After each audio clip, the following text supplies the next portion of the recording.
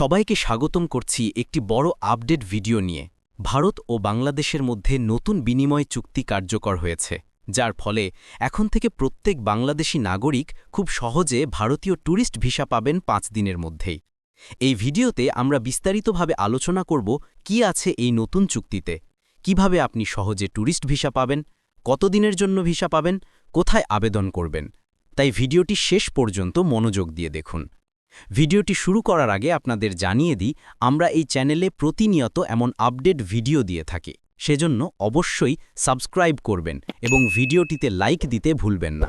তাহলে চলুন শুরু করা যাক মূল আলোচনা। ভারত ও বাংলাদেশের মধ্যে দীর্ঘদিন ধরেই বন্ধুত্বপূর্ণ সম্পর্ক বিদ্যমান। প্রতি বছর লাখ লাখ বাংলাদেশি চিকিৎসা, পর্যটন, শিক্ষা বা আত্মীয় স্বজনের সঙ্গে দেখা করতে ভারতে ভ্রমণ করে। কিন্তু এতদিন ভিসা পাওয়া ছিল কষ্টকর। দীর্ঘ লাইনে দাঁড়ানো, ডকুমেন্ট যাচাই আর অনেক সময় ভিসা না মেলার কারণে মানুষকে ফিরেও আসতে হতো। কিন্তু এবার সব বদলে যাচ্ছে। 2025 সালে দুই দেশের মধ্যে স্বাক্ষরিত ভারত-বাংলাদেশ ভিসা বিনিময় চুক্তি অনুযায়ী প্রত্যেক বাংলাদেশী নাগরিক পর্যটন উদ্দেশ্যে ভারতীয় ট্যুরিস্ট ভিসা পাবেন সহজভাবে ও দ্রুত সময়ে।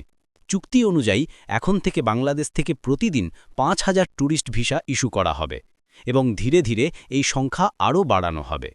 সবচেয়ে বড় খবর হল, আগে যেভাবে কেবল নির্দিষ্ট শ্রেণীর মানুষ ভিসা পেতেন, এখন তা সবার জন্য উন্মুক্ত করা হয়েছে। এই নতুন চুক্তির আওতায় বাংলাদেশি নাগরিকরা পাবেন 1 বছরের ট্যুরিস্ট ভিসা, যার মানে এখন থেকে আপনি একবারে একাধিকবার ভারত যেতে পারবেন নতুন করে আবেদন না করেও। চলুন দেখে নিই কিভাবে আপনি সহজে এই ট্যুরিস্ট ভিসার জন্য আবেদন করবেন। ধাপ 1, অফিসিয়াল ওয়েবসাইটে যান www.indianvisa-bangladesh.nic.in। এটা ভারতীয় দূতাবাসের অফিসিয়াল সাইট। ধাপ 2, ট্যুরিস্ট ভিসা অপশান সিলেক্ট করুন। ফর্মে নাম, পাসপোর্ট নম্বর, জন্ম তারিখ, ঠিকানা, পেশা ইত্যাদি তথ্য দিন। ধাপ 3, একটি পাসপোর্ট সাইজ ছবি ও স্ক্যান করা পাসপোর্ট আপলোড করুন এবং শেষে সাবমিট করুন। ধাপ 4, পেমেন্ট করুন অনলাইনে বা ভিসা সেন্টারে। তারপর অ্যাপয়েন্টমেন্ট তারিখে গিয়ে পাসপোর্ট জমা দিন।